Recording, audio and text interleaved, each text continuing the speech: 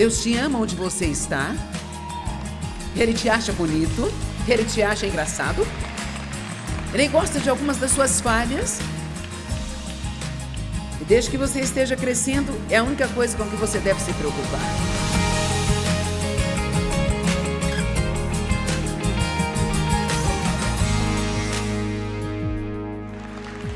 Eu oro para que esta palavra nesta tarde seja rica e poderosa e exatamente o que você precisa ouvir. Para eu te mandar para casa, pronto para enfrentar algumas das coisas com as quais você tem que lidar, mas faça da maneira que Jesus quer que você faça, em vez de fazer da sua maneira. Então vamos falar nesta tarde sobre maneiras de evitar desperdiçar o seu tempo.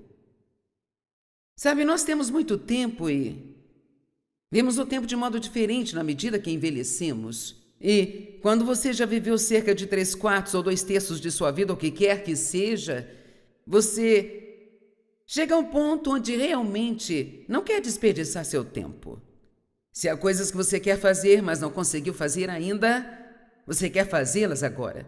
Mas não quer perder o seu tempo, bem? Eu recomendo que você nunca desperdice o seu tempo, nem mesmo quando você ainda tem 20 ou 30 anos, porque isso se torna muito importante para você na medida em que você envelhece. E você pode ter 20 anos hoje, mas um dia você terá 70 e 80, e isto vai acontecer mais rápido do que você imagina que pode acontecer. E eu acredito que o tempo é um presente muito precioso. E o tempo, você pode desperdiçá-lo ou pode usá-lo com sabedoria. Mas seja como for que você gaste o seu tempo, uma vez que o gastou, você não pode recuperá-lo. Agora eu quero que você pense nisso seriamente, seja por 1 hora, ou 1 semana, ou o tempo que for. Se você passar 3 dias com raiva, você desperdiçará totalmente esses 3 dias e você nunca terá esses dias de volta. Nunca mais. Nos primeiros anos em que Dave e eu estávamos casados, eu ainda tinha um temperamento fora de controle. Eu me lembro de ficar com raiva, que acontecia sempre. Isto era, sabe, eu cresci no meio disso, era assim que eu via meu pai lidar com tudo. Ele ficava bravo e com raiva até você seguir o seu caminho. E foi o que eu fiz. E eu me lembro do que Dave me disse um dia. Ele disse: não seria terrível se Jesus voltasse hoje e você tivesse passado o último dia da sua vida nesta terra com raiva? Isso realmente me fez parar para pensar. Há tantas coisas que nós fazemos que são uma total perda de tempo. Elas não trazem nada de bom, na verdade. Vou compartilhar algumas coisas com você nesta tarde e eu tenho certeza de que você pode aproveitar com o que já sabe. Agora, que tal se nós assumirmos o compromisso de começar a investir o nosso tempo em vez de desperdiçar o nosso tempo? Porque não queremos chegar ao fim da nossa vida, olhar para trás e não ter nada além de arrependimentos. Eu acho que esta é uma das coisas mais tristes que pode acontecer com uma pessoa. Que seja muito tarde para você voltar e fazer o que você desejava ter feito e deveria ter feito e acabou apenas se arrependendo do modo como viveu, sem ter como consertar. Então, a primeira coisa que é total desperdício de tempo é o que a Bíblia chama de obras mortas. Agora, Deus quer que nós façamos boas obras, mas Ele quer que nós evitemos as obras mortas. Então, o que são obras mortas? Bem, a obra morta é a nossa energia tentando fazer o que só Deus pode fazer. Você sabe como é difícil tentar fazer algo acontecer que somente Deus pode fazer acontecer?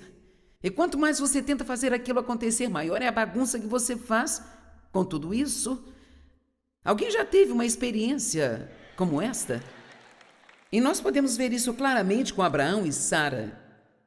Quando eles queriam ter um filho, Deus lhes tinha feito uma promessa. E era uma promessa impossível de ser cumprida sem Deus, porque eles já haviam passado da idade de ter filhos. Abraão já tinha 100 anos de idade. Sara estava perto disso, com seus 90 e longe da idade de ter filhos.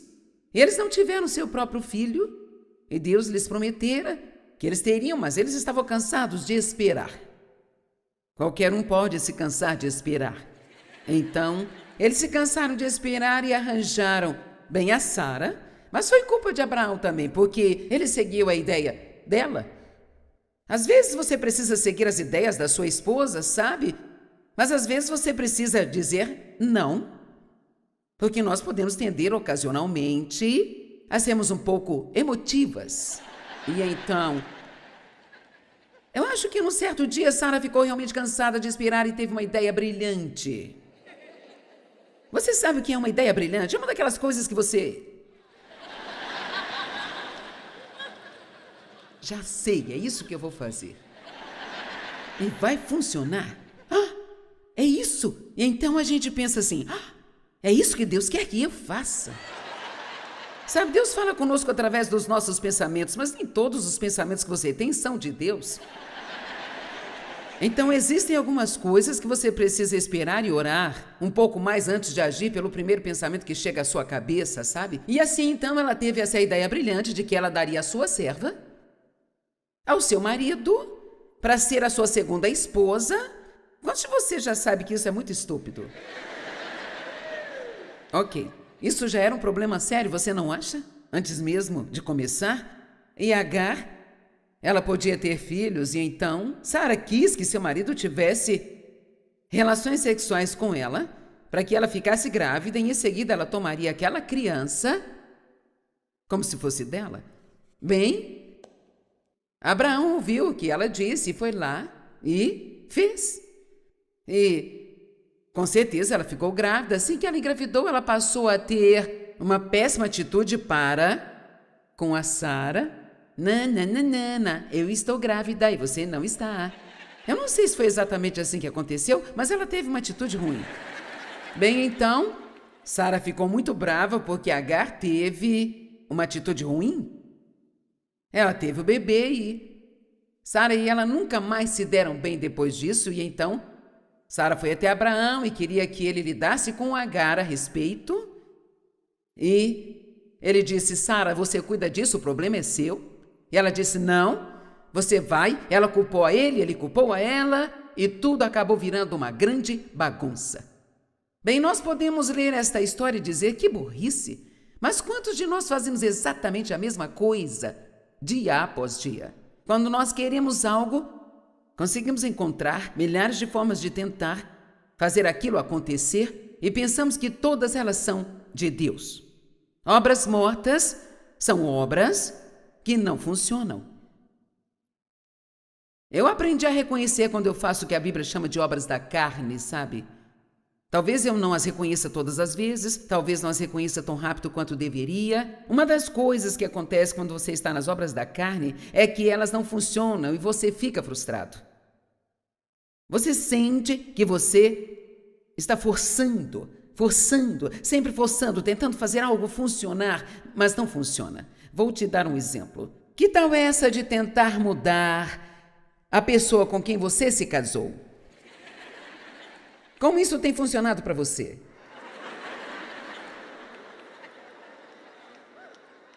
Isso é tão insuportável porque você não quer que eles façam, seja lá o que for que estejam fazendo, ou algo que você quer que façam, mas eles não querem fazer. E então você encontra todos os tipos de maneiras de tentar convencê-los a fazer, ou tentar fazer com que mudem de ideia, e tudo o que você faz é discutir, e parece que quanto mais você tenta mudá-los, pior as coisas ficam, sabe?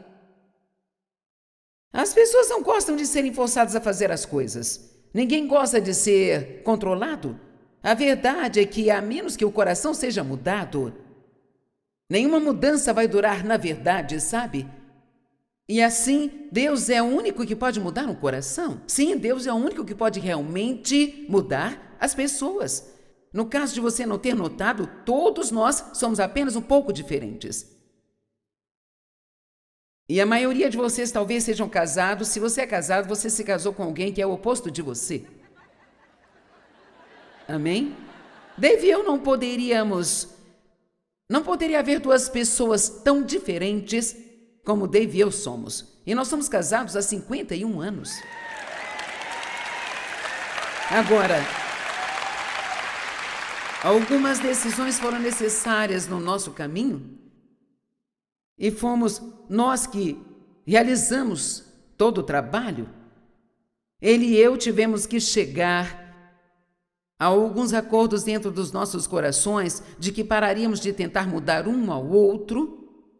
E eu posso te dizer que se você quer ter um casamento duradouro, se você quer ter paz em sua casa, você pode ir para casa e parar de tentar mudar a pessoa com quem você está casado. Eu disse, você pode ir para casa e então... Sabe, eu sou mais agressiva e o Dave é mais de esperar, sabe, gente? Bem, vamos esperar e ver. Não, eu não quero esperar e ver, eu quero fazer. E então eu lhe dizia, você está sempre 9 quilômetros atrás de Deus. Ele dizia, você está sempre 9 quilômetros à frente dele. Mas veja, realmente a verdade é que a razão pela qual você acaba ficando com alguém diferente de você é porque se você aprender como trabalhar juntos, você se mantém longe de problemas. Amém?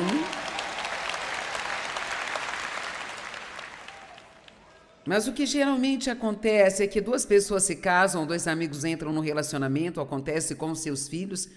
Você tenta fazer todo mundo ser como você. E isso é besteira, porque muitas vezes você não gosta nem de si mesmo. E se você está tentando fazer com que todo mundo seja como você, então você não vai gostar mais deles do que você gosta agora? Somos todos diferentes. Você não pode ser uma outra pessoa. Então é melhor você ser bom e ser quem você é. Deus nunca vai ajudar você a ser outra pessoa a não ser você mesmo, sabia? E não apenas isso, você precisa se amar e apreciar a si mesmo. Não apenas visualizar todas as suas fraquezas, mas observe os seus pontos fortes e deixe que Deus os use para os propósitos dele na terra. Quando você parar de tentar fazer com que seus filhos sejam como você quer que sejam, vamos lá. Muitas vezes nós queremos viver os nossos sonhos não realizados através dos nossos filhos. Queremos que eles façam o que nós queremos fazer. E a única coisa que vai acontecer é que eles acabarão deixando de gostar de você. E talvez não queiram ter qualquer tipo de relacionamento com você, porque todo mundo quer ter suas próprias escolhas. A Bíblia diz, ensina a criança no caminho que ela deve andar. A Amplificada diz, de acordo com a sua própria inclinação ou personalidade individual. Ensinar uma criança no caminho que Deus quer que ela vá, não no caminho que você quer que ela vá. Eu criei 4 filhos e todos estão vivos, e eu também estou. Eu não tenho tempo para isso, mas eu posso lhe dizer coisas de cada um deles que me fizeram pensar que não haveria nenhuma chance de que eles pudessem fazer. Uma das minhas filhas, em particular, era extremamente confusa e desorganizada, muito esquecida e irresponsável. E eu achava que, com certeza, que quando ela saísse de casa, ela não saberia onde ela estava, nem mesmo quem ela era, sabe? E a coisa mais engraçada é que hoje, esta filha, que é a minha filha mais velha, seu nome é Laura, ela hoje em dia se dá o título de gerente da mamãe porque ela é quem gerencia a minha vida. Ela cuida de todas as nossas contas, ela cuida de todos os meus recados, ela toma conta de tantas coisas para mim e ela faz um trabalho simplesmente fenomenal. Eu e ela estávamos conversando outro dia e ela disse, sabe, eu acho que até mesmo para mim assumir esta responsabilidade e ver que Deus me ungiu para fazer isso tem me ajudado realmente a crescer e a me sentir bem comigo mesma. Você vai se surpreender às vezes com as coisas que você pode fazer se você apenas se arriscar e confiar em Deus. Nunca na minha mais remota imaginação eu pensaria que ela iria cuidar de mim, porque eu pensava que ela não seria capaz de cuidar nem de si. Então eu estou lhe dizendo isso para que você tenha esperança para com seus filhos, que não importa onde eles estejam agora, as coisas vão ficar melhores lá na frente. Amém? Se você quer ser feliz na sua vida, Quero que ouça o que vou dizer agora. Você precisa amar as pessoas onde elas estão, não onde você quer que elas estejam. Estão me entendendo? Você as ama onde elas estão, não onde você quer que elas estejam. É exatamente isso que Jesus faz conosco. Ele nos encontra onde estamos, Ele nos ama onde nós estamos. Em seguida, por causa desse amor incondicional, nós respondemos a Ele, sendo tudo aquilo que Ele quer que nós sejamos. Se você der às pessoas a quantidade certa de amor e aceitação, é bem provável que ela queira dar a você o que deseja, do que se você tentar forçá-la a mudar. Outra coisa enorme que eu chamaria de obra da carne é tentar mudar a si mesmo. Isso pode soar um pouco estranho porque você ouve a pregação que você precisa fazer isso, precisa fazer aquilo, tem que ir para casa, caminhar pelos frutos do Espírito, ir para casa e ajudar as pessoas, e tudo isso é verdade. Mas aqui está o problema. Se você vai para casa e tenta fazer isso sem que Deus seja envolvido, você não terá sucesso. Obras da carne podem ser algum plano onde você tenta fazer algo acontecer na sua vida que Deus não está nos dando a direção para fazer, ou também pode ser algo que Deus nos direcionou a fazer, mas nós tentamos fazer sem a ajuda de Deus. E não importa quantas vezes tenhamos sido bem-sucedidos em fazer algo, toda vez que tentarmos fazer novamente, ainda precisaremos da ajuda de Deus. Eu já preguei milhares e milhares e milhares de mensagens que Deus me deu ao longo da minha caminhada com Ele, e eu já preguei muito na minha vida. Estou fazendo isso há 42 anos e, portanto, não é como, sabe, se fosse a minha primeira vez, mas eu posso garantir que eu não vim até aqui sem pedir a Deus que me ajude. Eu não vim até aqui sem entregar tudo a Deus e deixar que Ele saiba que tudo isso seria um fiasco, um total fracasso, se Ele não estivesse junto. Então, não importa o quão bom você pensa que é em algo, a melhor maneira de você fracassar totalmente é começar a pensar que você pode fazer as coisas por conta própria, sem Ele. João 15, Jesus disse que sem mim vocês não podem fazer nada. Agora, isso não significa que não podemos fazer nada, mas significa que nós não podemos fazer nada que realmente seja bem-sucedido. Não podemos fazer nada e ter a paz sobre aquilo ou ter alegria em fazê-lo, se não tivermos o apoio de Deus. E então eu sugiro que você se apoie em Deus e aprenda a pedir ajuda a Deus cerca de 5.000 vezes por dia, pelo menos. Deus me ajuda, Deus me ajuda. Escute, eu nem tento colocar minhas lentes de contato sem pedir a Deus que me ajude. Amém? Então, obras da carne é uma perda de tempo, porque você pode trabalhar e ainda assim não funcionar. Quando eu falo de não tentar mudar a si mesmo, e um exemplo que eu posso dar é de quando eu comecei a ouvir pregações, como vocês estão ouvindo aqui hoje. E para algumas dessas coisas são completamente novas. Você diz, nunca ouvi coisas como estas? Uau, sabe, eu estou realmente uma bagunça, eu tenho muito trabalho a fazer quando eu for para casa. Bem, a questão é que você está ouvindo as coisas e está entendendo, mas você não precisa voltar para casa hoje e tentar ser uma pessoa gentil e agradável e... Sabe, eu fiz tudo isso na carne e acabou sendo quase cômico, sabe, gente? Uma das primeiras igrejas que eu fui, que realmente pregava a palavra de Deus, e faço questão de dizer que realmente pregavam, a esposa do pastor era tão diferente de mim. Eu estava fazendo um estudo bíblico na igreja, ela era a esposa do pastor e ela era tão doce e magrinha e loira com os olhos azuis e muito submissa ao seu marido e eu, como você sabe, uma tempestade soprando e eu falo demais e eu não quero que ninguém me diga o que fazer e então eu era muito brava e ela muito mansa, bem? Tivemos muitas dificuldades para nos dar bem, por alguma razão nós não conseguimos nos acertar e a coisa interessante quando nós finalmente chegamos ao fundo disso era que eu estava tentando ser como ela e ela tentando ser como eu. Eu estava tentando ser uma mulher doce e eu realmente fiz isso. Eu até tentei baixar o meu tom de voz e falar um pouco mais doce, sabe? Só um pouquinho mais mansa no falar e mais delicada no meu andar. E começaram a me perguntar: o que há de errado com você? O que está fazendo? Sabe? Então eu pensava: é desse jeito que é? Se eu sou eu, você não gosta? Se eu tento ser o que você quer que eu seja, então você não gosta disso também? Nada agrada as pessoas, não importa o que você faça? Eu me lembro de ouvir algumas mensagens sobre a boca e o poder das palavras, e então eu dizia: é isso. Vou manter a minha boca fechada, nem que seja a última coisa que eu faço. E eu mantinha a boca fechada, literalmente. Veja, a carne sempre vai para os extremos. Ou ela não faz nada, ou faz demais.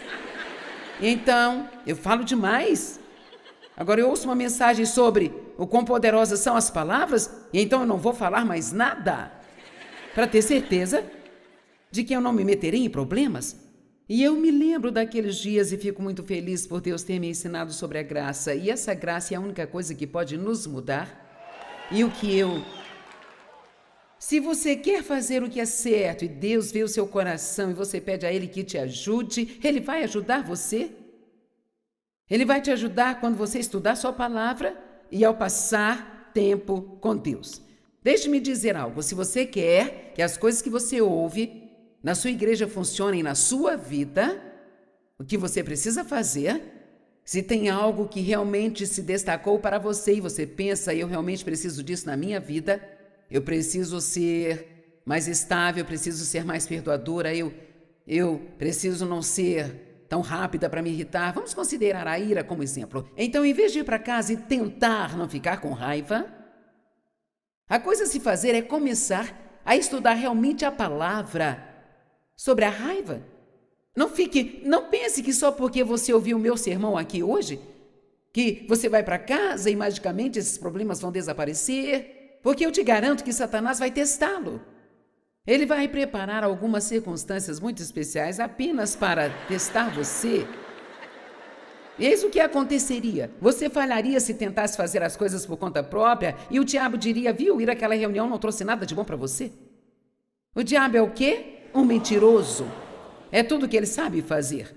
E nós precisamos aprender a pegá-lo em suas mentiras. Então, vá para casa e diga: isso é algo, Deus, onde eu realmente quero crescer. Preciso da sua ajuda. Eu preciso da sua ajuda e não posso fazer isso por conta própria. O meu coração quer mudar e eu não consigo sem você. E vou ficar firme nisso até que eu veja a vitória. Então, você pega 6, 7, 8 escrituras que falam sobre a raiva, você as lê, você as estuda, você as leu bastante para memorizá-las? Você gasta tempo com Deus sobre aquela coisa em particular? Eu sempre digo às pessoas que a palavra de Deus é como um armário de remédios. Se você tem uma dor de cabeça, não vai colocar um band-aid na cabeça. Se você tem um mau temperamento, estudar sobre prosperidade não vai te ajudar. Você precisa estudar assuntos específicos para problemas específicos. É como tomar remédio para a sua alma. E você também precisa saber que você não precisa ter pressa, porque a Bíblia diz em 2 Coríntios 3,18 que ao olharmos para a palavra de Deus, nós começamos a ver o que devemos ser e vemos o que nós somos. E que Deus nos transforma de glória em glória, significa de pouco a pouco. E isso somente acontece pelo Espírito de Deus, não pela minha própria determinação, nem pela minha própria vontade. E Deus muda a gente porque Ele vê o nosso coração e porque buscamos da maneira certa. E eu digo que se houver 50 pessoas, elas podem estar em um momento diferente de maturidade espiritual em suas vidas, mas quando Jesus voltar, todo mundo será completamente transformado. E estaremos onde deveremos estar. E você não precisa ter chegado lá. Você só precisa estar no caminho. Amém? Nós Perdemos o nosso tempo quando tentamos fazer o que só Deus pode fazer em nossas vidas. Mas quando confiamos nele, ele pode nos transformar e nos fazer muito frutíferos. E a sua força e paz serão nossas e vamos apreciar a jornada da vida.